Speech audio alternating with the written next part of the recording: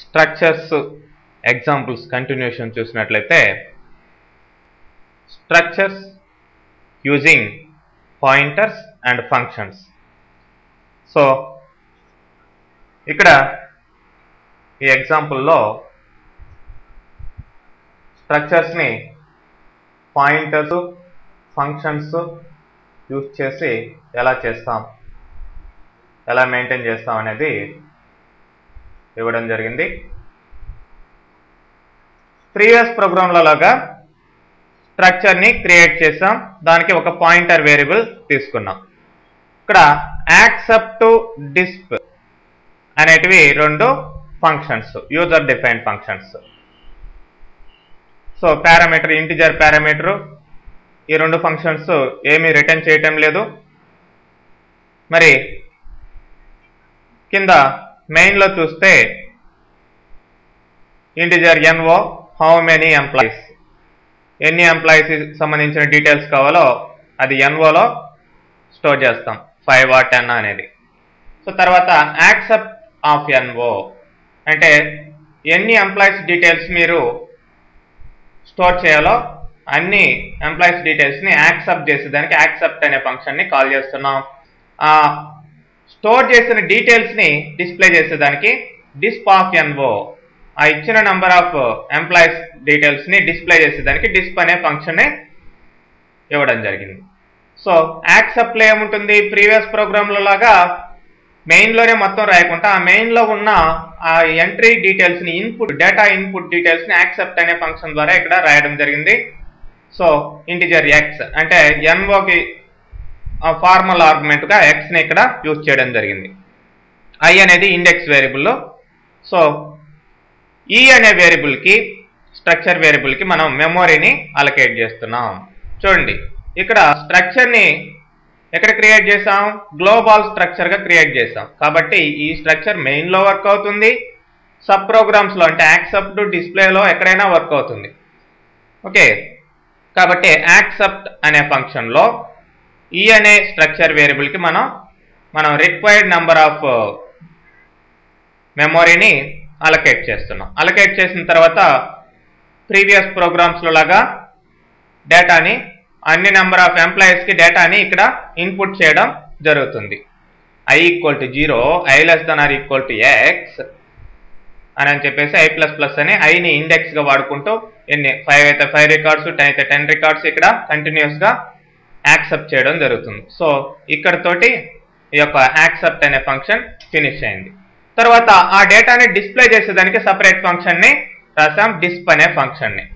So దీంట్లో headings ఇచ్చి I = 0, I <= X, I++ అని ఆ డేటాని మొత్తం, అంటే యాక్సెప్ట్ ఫంక్షన్లో గెట్ చేసిన, ఇన్పుట్ చేసిన డేటాని మొత్తం డిస్ప్లే ఫంక్షన్లో డిస్ప్లే చేయడం జరుగుతుంది.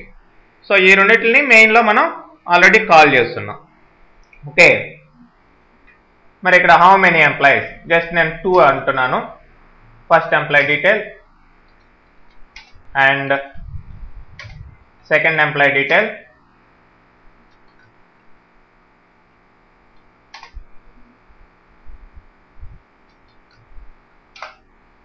సో ఇట్లా ఇద్దరి డీటెయిల్స్ మాత్రం ఎంటర్ చేయడం జరిగింది. అదే 10 అయితే 10, ఎన్ని ఎంప్లాయీస్ కావాల్సి 10 ఎంప్లాయీస్ యూజ్ చేయొచ్చు. సో ఇక్కడ global structure, user defined functions, వాటిని మెయిన్లో కాల్ చేయడం. సో ఈ ఫంక్షన్స్లో పాయింటర్ ద్వారా మెమొరీని అలొకేట్ చేసి యాక్సెప్ట్ ఫంక్షన్లో ఇన్పుట్ చేయడం డేటాని, డిస్ప్లే ఫంక్షన్ ద్వారా దాన్ని డిస్ప్లే చేయడం అది ప్రోగ్రామ్. తర్వాత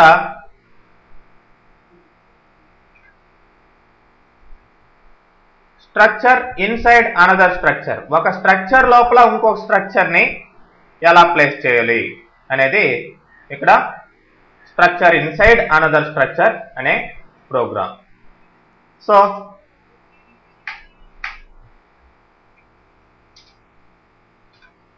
ఇప్పుడు చూడండి, EMP అనే స్ట్రక్చర్ తీసుకున్నాం. EMP అనే స్ట్రక్చర్లో ENO, ENAME, జాబ్ అనే మెయిన్ వేరియబుల్స్ ఉన్నాయి. దాని లోపల అంటే ఈఎంపీ ఇక్కడ స్టార్ట్ అయింది, ఇక్కడ క్లోజ్ అవుతుంది. సో దాని లోపల మళ్ళీ సబ్ స్ట్రక్చర్ని ఇంకొకటి ఇన్సైడ్ ఇంకొక స్ట్రక్చర్ని తీసుకోవడం జరిగింది. అదే struct family. So family member name relationship ఏంటి ఎవరికి ఈ ఎంప్లాయీకి. సో ఈ ఎంప్లాయీ సంబంధించిందే కాబట్టి ఇది సబ్ గ్రూప్గా మళ్ళీ ఆ స్ట్రక్చర్ లోపలే పెట్టడం జరిగింది. సో దీనికి ఈ సబ్ స్ట్రక్చర్కి వేరియబుల్ ఏంటి ఎఫ్, మెయిన్ స్ట్రక్చర్కి వేరియబుల్ ఏంటి ఈ.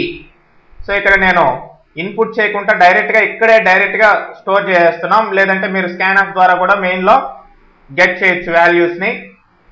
సో డైరెక్ట్గా ఈ ఈక్వల్ టు 100 రవి క్లర్క్ అంటే ఈ 3 డేటా కూడా పైన ఉన్న మెయిన్ వేరియబుల్స్కి వెళ్తాయి. అను సిస్టర్ అనేది మెంబర్ నేము రిలేషన్షిప్. ఓకే, ఈ రెండింటికి అలొకేట్ కావడం జరుగుతుంది, అసైన్ కావడం జరుగుతుంది డేటా. తర్వాత చూడండి, యాక్సెస్ చేసేటప్పుడు ఈ 5 డేటాస్ని కూడా డిస్ప్లే చేయాలంటే % employee number, employee name and job and member relationship వీటికి ఇక్కడ ఇవ్వడం జరిగింది. మెయిన్ స్ట్రక్చర్లో ఉన్న వేరియబుల్స్ అయితే ఈ డాట్ ఈఎన్ఓ, ఈ డాట్ ఈ నేమ్, ఈ డాట్ జాబ్ అని యాక్సెస్ చేసాం ఈ అనే వేరియబుల్ ద్వారా. అదే సబ్ స్ట్రక్చర్లో ఉన్న వేరియబుల్స్ని యాక్సెస్ చేయాలంటే ఈ డాట్ ఎఫ్ డాట్ మెంబర్, అట్లనే ఈ డాట్ ఎఫ్ డాట్ రిలేషన్ అంటే ఈ అనే మెయిన్ స్ట్రక్చర్లో ఉన్న ఎఫ్ అనే ఈ అనే మెయిన్ స్ట్రక్చర్ వేరియబుల్లో ఉన్న ఎఫ్ అనే సబ్ స్ట్రక్చర్ వేరియబుల్లో ఉన్న మెంబరు రిలేషన్ ఈ విధంగా కాల్ చేస్తాం.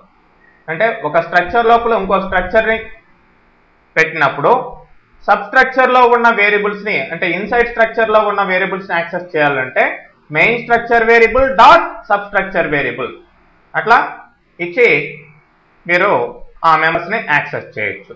సో మీరు కావాల్సింటే మీరు యాక్సెప్ట్ డిస్ప్లే అన్నీ కూడా ఈ మెయిన్లో రాసుకోండి. ఎట్లా ఈ డాట్ ఎఫ్ డాట్ మెంబర్, ఈ డాట్ ఎఫ్ డాట్ రిలేషన్ అట్లా స్కాన్ఎఫ్లో ప్రింట్ఎఫ్లో మీరు అప్లై చేసుకోవచ్చు.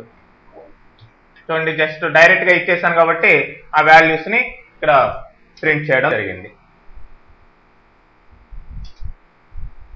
Next structures call by reference function ద్వారా ఇక్కడ ఎలా యూజ్ చేస్తామనేది ఒక programme.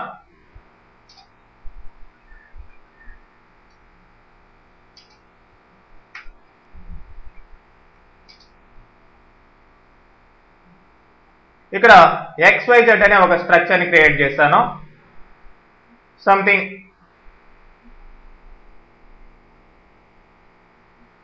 DNO, door number, name, address ఇట్లా తీసుకున్నాం. రిమార్క్స్ అనే వేరియబుల్ పెద్ద వేరియబుల్ 1000 సెల్స్ దీనికి అలొకేట్ చేయడం జరిగింది.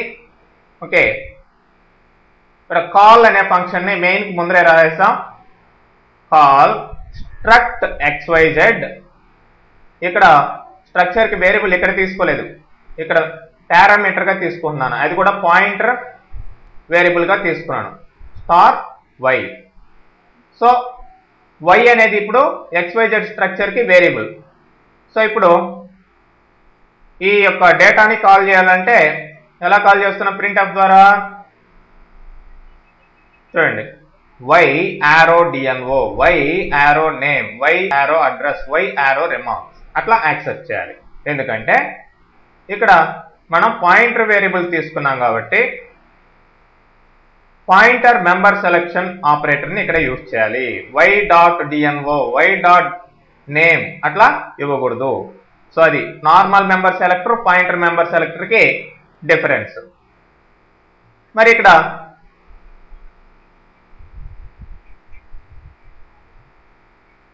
మెయిన్లో ఈ స్ట్రక్ట్ XYZకి x ఈక్వల్ టు అని x అనే వేరియబుల్ తీసుకున్నాం. దానికి డైరెక్ట్గా ఆ వాల్యూస్ అన్నిటిని అలొకేట్ చేసాం, అసైన్ చేస్తాం. 100, నేమ్, అడ్రస్, రిమార్క్స్. మరి కాల్ చేసేటప్పుడు చూడండి, కాల్ %x అన్నాం. అంటే ఇక్కడ పాయింటర్ యూజ్ చేశాను కాబట్టి ఇక్కడ రెఫరెన్స్ వాడుతున్నాం దీనికి. ఎప్పుడైతే పెద్ద వేరియబుల్స్ ఈ విధంగా ఉన్నాయో, ఇలా లెంతీ వేరియబుల్స్ ఉన్నాయో, ఈ విధంగా రెఫరెన్స్ తీసుకొని ఆ యొక్క డేటాని అంటే కాల్ బై రెఫరెన్స్ ఫంక్షన్ ద్వారా డేటాని యాక్సెస్ చేస్తే బెటర్గా ఉంటుంది అనమాట. లేదంటే లెంతీ వేరియబుల్స్ తీసుకున్నప్పుడు కొన్నిసార్లు డేటా ఫెయిల్యూర్ అయ్యే ఛాన్సెస్ ఉంటాయి మెమరీ ప్రాబ్లం వల్ల. అడ్రస్ ఈ విధంగా పాస్ చేసినప్పుడు మీకు ఎటువంటి ప్రాబ్లం ఉండదు లెంతీ వేరియబుల్స్ తీసుకున్నప్పుడు, అంటే రిమార్క్స్ లాంటి లెంతీ వేరియబుల్స్ తీసుకున్నప్పుడు. అందుకని అట్లాంటప్పుడు ఇట్లా కాల్ బై రిఫరెన్స్ ఫంక్షన్ వాడి ఆ రిఫరెన్స్ ని ఇక్కడ కాల్ చేయాల్సి ఉంటుంది. నెక్స్ట్ స్ట్రక్చర్స్ అయినాయి. యూనియన్స్. యూనియన్స్ అనేటివి కూడా స్ట్రక్చర్స్ కి సిమిలర్ గా ఉంటాయి. బట్ డిఫరెన్స్ ఏంటంటే యూనియన్ సింటాక్స్ లోనో స్ట్రక్చర్ సింటాక్స్ లోనో సేమ్ ఉంటుంది. కాకపోతే అక్కడ స్ట్రక్ట్ అనే కీవర్డ్ ఇస్తాం, ఇక్కడ యూనియన్ అనే కీవర్డ్ ఇస్తాం. ఇంకా డిఫరెన్స్ ఏంటంటే మెయిన్ డిఫరెన్స్ ఏంటంటే యూనియన్ లోపల ఎన్ని వేరియబుల్స్ అయితే పెడతామో అన్ని వేరియబుల్స్ కూడా సేమ్ మెమొరీని షేర్ చేసుకుంటాయి. ఆ మెమొరీ కూడా ఏదై ఉంటుందంటే ఆ యూనియన్ లో వాడిన పెద్ద వేరియబుల్ ఏదైతే ఉందో, సపోజ్ ఇక్కడ కింద ఫుల్ నేమ్ అనేది పెద్ద వేరియబుల్ యూనియన్ లో. So full name 25 memory cells ని తీసుకోండి కాబట్టి that is the biggest variable in that union. So దానికి మాత్రమే మెమరీ తీసుకుంటుంది, మిగతా నేమ్ కి నిక్ నేమ్ కి వాటికి మెమరీ తీసుకోదు. సో పెద్ద వేరియబుల్ కి మాత్రమే మెమరీ తీసుకుంటుంది. ఆ మెమరీనే మిగతా వేరియబుల్స్ అన్నిటికీ కూడా షేర్ చేస్తుంది. మరి అలా షేర్ చేసినప్పుడు ఏమవుతుంది, మెమరీ వేస్టేజ్ అనేది తగ్గుతుంది. అంటే it need not to allocate memory to each and every variable. Structure లాగా ప్రతి వేరియబుల్ కి మెమరీని ఇండివిజువల్ గా అలొకేట్ చేయాల్సిన అవసరం లేదు. మరి ఎలాంటి సిచ్యుయేషన్స్ లో యూనియన్స్ ని తీసుకుంటామంటే స్ట్రక్చర్స్ బదులుగా లిస్ట్ ఆఫ్ వేరియబుల్స్ అన్నిటిలో ఏదైనా ఒక్క వేరియబుల్ కు మాత్రమే డేటాని ఎంటర్ చేయాలి అనుకున్నప్పుడు యూనియన్స్ ని తీసుకుంటాం స్ట్రక్చర్స్ కి బదులు. అంటే ఇక్కడ నేము, నిక్ నేమ్, ఫుల్ నేమ్ అని ఇవ్వడం జరిగింది. ఆ మూడిటికి కాకుండా ఏదైనా ఒక్కదానికి మాత్రమే డేటాని స్టోర్ చేయాలి, డేటాని మనం పంపించాలి అన్నప్పుడు యూనియన్ ని తీసుకుంటాం స్ట్రక్చర్ కి బదులుగా. సో ఏమవుతుంది, మనకి మెమరీ వేస్టేజ్ అనేది ఉండదు. సో ఇక్కడ చూడండి, union XYZ name, Nick name, full name, దీనికి 15, దీనికి 15, దీనికి 25 ఇచ్చాం. కానీ మెమరీ దేనికి తీసుకుంటుంది, ఓన్లీ 25 మాత్రమే తీసుకుంటుంది. అదే స్ట్రక్చర్ లో అయితే దీనికి దీనికి దీనికి మూడింటికి కూడా తీసుకుంటుంది. అంటే దీని సైజ్ అంతా ఇప్పుడు 25, దీని సైజ్ అంతా 30 + 25 55 అనమాట స్ట్రక్చర్ యొక్క సైజు. అదే యూనియన్ సైజు ఓన్లీ 25. అయితే ఇక్కడ అన్ని వేరియబుల్స్ కి కూడా డేటాని ఎంట్రీ చేసే అవకాశం మనకి ఉండదు స్ట్రక్చర్ లో లాగా.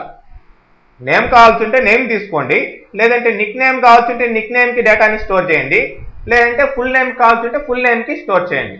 ఏదైతే లాస్ట్ లో డేటాని స్టోర్ చేస్తారో దానికి మాత్రమే. సపోజ్ మూడింటికి ఇచ్చారనుకోండి, మూడింటికి స్కాన్అప్ ద్వారానో లేదంటే డైరెక్ట్ గానో మెమరీని వాల్యూస్ ని స్టోర్ చేశారు. అలాంటప్పుడు లాస్ట్ ఏదైతే ఇస్తారో దానికి మాత్రమే డేటాని యాక్సెప్ట్ చేస్తుంది, దాన్నే ఆ మెమరీలో స్టోర్ చేస్తుంది. అదే స్ట్రక్చర్ వేరియబుల్లో స్ట్రక్చర్స్ లో అలా కాదు, అన్నిటికీ కూడా మెమరీని తీసుకుంటుంది, అన్నిటికీ కూడా మనం డేటా ఎంట్రీ చేయవచ్చు. కాబట్టి లిస్ట్ ఆఫ్ వేరియబుల్స్ చాలా ఉన్నాయి అనుకుంటే వాటిల్లో ఒక్కదానికి మాత్రమే, సపోజ్ ఇక్కడ నేమ్ అయినా కావాలి, లేదంటే నిక్ నేమ్ అయినా కావాలి, ఫుల్ నేమ్ అయినా కావాలి, ఏదైనా ఒకటే సరిపోతుంది అనుకున్నప్పుడు స్ట్రక్చర్ కి బదులు మనం యూనియన్ వాడడం బెటర్ ప్రాక్టీస్ అనమాట. సో అదే ఇక్కడ జస్ట్ ఊరికనే సైజ్ మాత్రం చూపించాను, మీరు స్కాన్ అప్ అవన్నీ యూస్ చేసి చేసుకోవచ్చు యూనియన్ కి స్ట్రక్చర్ కి, as it is same as structure అనమాట. సో ఇక్కడ చూడండి, సైజ్ ఆఫ్ యూనియన్ %d ఇచ్చి సైజ్ ఆఫ్ ఎక్స్ అన్నాం, ఎక్స్ కదా యూనియన్ కి వేరియబుల్లో. అట్లనే సైజ్ ఆఫ్ ద స్ట్రక్చర్ చూపించాం, సైజ్ ఆఫ్ వై కదా దానికి వేరియబుల్. సో దీని సైజ్ ఎంత ఉంది, దాని సైజ్ ఎంత ఉంటుంది, దాని సైజ్ ఓన్లీ 25, దీని సైజు 55, అదనమాట డిఫరెన్స్. సో ఆ మెమొరీ డిఫరెన్స్ తప్ప మిగతా మెంబర్స్ ని యాక్సెస్ చేయడం అయితేమి, ఆ యొక్క గ్రూప్ ని తీసుకోవడం అయితేమి, అంతా కూడా వేరియబుల్ తీసుకోవడం అయితే అంతా కూడా స్ట్రక్చర్ లాగానే. కాకపోతే ఇక్కడ యూనియన్ కీవర్డ్ వాడతాం, ఇక్కడ స్ట్రక్ట్ అనే కీవర్డ్ వాడతాం. అదండి difference between structure and union. So unions చాలా రేర్ గా వాడడం జరుగుతుంది. Okay, that's all.